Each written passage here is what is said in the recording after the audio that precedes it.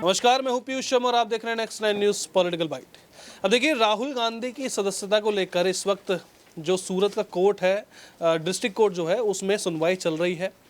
लेकिन सुनवाई से पहले सचिन पायलट पर भी देखिए काफ़ी गहन चिंतन चल ही रहा है। कांग्रेस में सुखजिंदर सिंह रंधावा जो है, उनकी बाइट भी आई थी। उन्होंने बोला था कि कुछ ना कुछ देखिए हम एक्शन तो लेंगे ही लेंगे, ये एक्शन पहले भी ले लेना चाहिए था।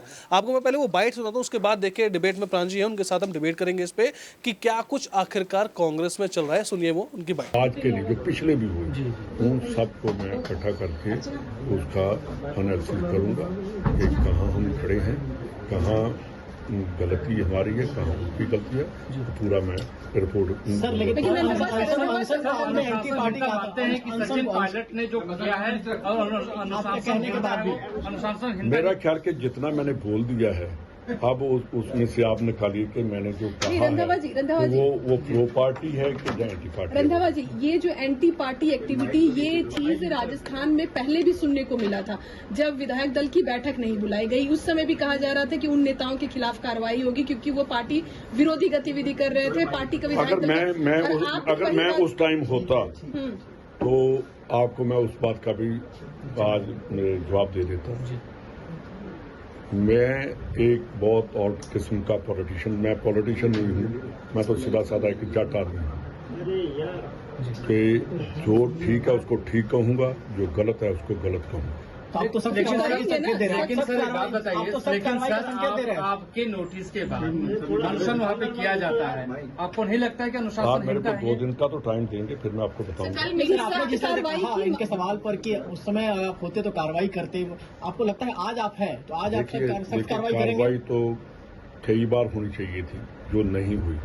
अब वैसा नहीं होगा। अब तो देखा कैसे आपने सुखजिंदर सिंह रंधावा, जो कि राजस्थान के ऑल इंडिया कांग्रेस कमेटी के प्रमुख हैं, राजस्थान प्रमुख है, तो उन्होंने साफ बोल दिया कि एक्शन तो कांग्रेस लेगी।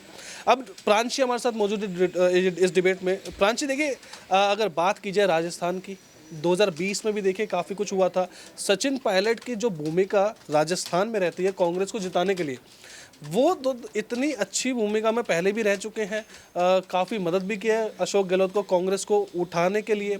लेकिन सब यही बोलते हैं कि सचिन पायलट और अगर अशोक गहलोत का कंपैरिजन हो तो अशोक गहलोत का जो पलड़ा होगा वो भारी होगा, क्योंकि काफ़ी टाइम से 40 साल से ज़्यादा वो इस वक्त राजनीति में कर चुके हैं। और अभी जब परसों की बात करें तो अशोक गहलोत ने साफ बोल दिया था कि मेरा इससे कोई लेना देना नहीं है, मैं तो सिर्फ देखिए कांग्रेस को, राजस्थान को आगे बढ़ाना चाहता हूँ। अब आपको क्या लगता है कि सचिन पायलट पर अगर कांग्रेस कोई एक्शन लेती है तो क्या वो दूसरी पार्टी में जाएंगे, अपनी पार्टी बनाएंगे? देखिए, सचिन पायलट को लेकर फिलहाल कई तरीके की अटकलें तेज हो रही है। वो इस वजह से हो रही हैं क्योंकि सचिन पायलट ने जिस तरीके से बगावती सुर अपनाए हैं साल 2020 में, और एक बार फिर से अपनी ही सरकार के खिलाफ उनका अनशन पर बैठना, तो कहीं ना कहीं एक बार वही सवाल खड़े हो गए कि वे अपनी नई पार्टी का गठन कर सकते हैं। दूसरी ही तरफ यहाँ पर सचिन पायलट को लेकर ये भी दावे किए जा रहे हैं कि बीएसपी ने उन्हें ऑफर दिया है, हनुमान बेनीवाल ने उन्हें ऑफर दिया है कि अगर वाकई में उन्हें सीएम पद की लालसा है। वैसे तो सचिन पायलट ये कहते हैं कि मैं जमीनी स्तर पर जुड़कर जनता के हित के लिए और राज्य के विकास के लिए यहाँ पर काम करना चाहता हूँ, मुझे मुख्यमंत्री पद का लालच ही नहीं है। लेकिन दूसरी ही तरफ सचिन पायलट जिस तरीके से अनशन करते हुए नजर आते हैं, शक्ति प्रदर्शन उन्होंने जनवरी के महीने में भी किया था, लेकिन एक बार फिर से शक्ति प्रदर्शन की तैयारी में है और 17 अप्रैल से उनका दौरा अलग अलग जिलों में देखने को मिलेगा। तो जिससे कि कहीं ना कहीं सचिन पायलट अपनी पकड़ को और भी मजबूत बनाते हुए देखे जा रहे हैं। भ्रष्टाचार को लेकर उन्होंने जो मांग की, वसुंधरा राजे की सरकार के वक्त जो कुछ हुआ था, तो अब देखा जाए सचिन पायलट के इस अनशन के खिलाफ कांग्रेस पार्टी उतरती हुई नजर आ रही है। लेकिन कहीं ना कहीं इस पूरे ही मामले पर प्रियंका गांधी वाड्रा की नजरें बनी हुई हैं, क्योंकि प्रियंका नहीं चाहती किसी भी हालत में कि सिंधिया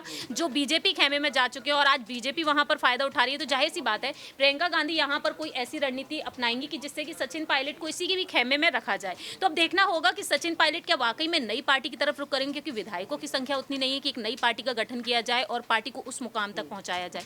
और दूसरी ही तरफ देखा जाए, अशोक गहलोत को जादूगर कहा जाता है।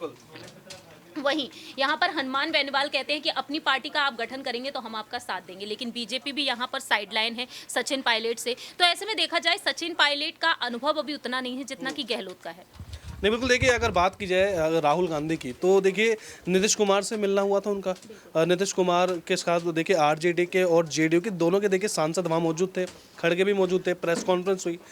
अब राहुल गांधी देखिए 2024 के लिए एकजुटता तो दिखा रहे हैं, नीतीश कुमार भी दिखा रहे हैं, आ रहे हैं, मिल रहे हैं, लेकिन अगर बात की जाए उनकी सदस्यता के लेकर, अभी बहाल नहीं हुई है सदस्यता, अभी वो एक्स MP हैं।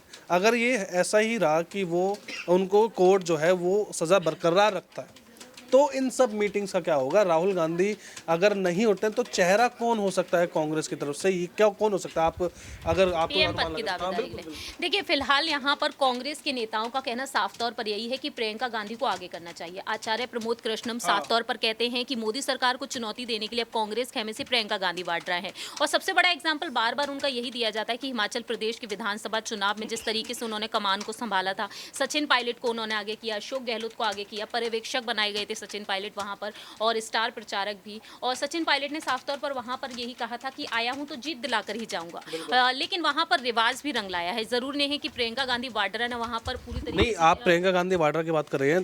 प्रियंका गांधी वाड्रा 2022 के चुनाव में यूपी विधानसभा के चुनाव देखे, लोकसभा चुनाव तो पूरे भारत का हो गया, लेकिन अगर एक राज्य के चुनाव की बात करें, प्रियंका गांधी को उतारा था। तो प्रियंका गांधी वाड्रा के बारे में आप कैसे श्योर हो सकती है कि अगर वो कांग्रेस का देखिए PM पद के उम्मीदवार बनती हैं तो वो जीत दिलाएंगे? जबकि यूपी देखिए क्या हर्ष हुआ था कांग्रेस का यूपी में।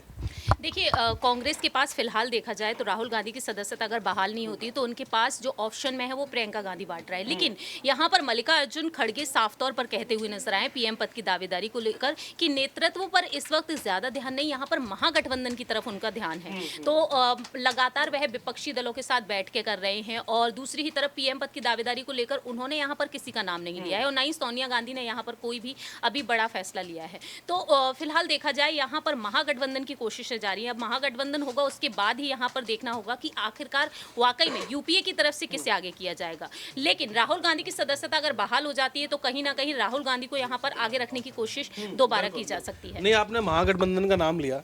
अब महागठबंधन की असलियत मैं आपको बताऊं तो देखिए, महागठबंधन फिलहाल तो देखिए कोई महागठबंधन नहीं बना, सिर्फ नीतीश और कांग्रेस के बोलने से महागठबंधन तो हो नहीं जाएगा वो।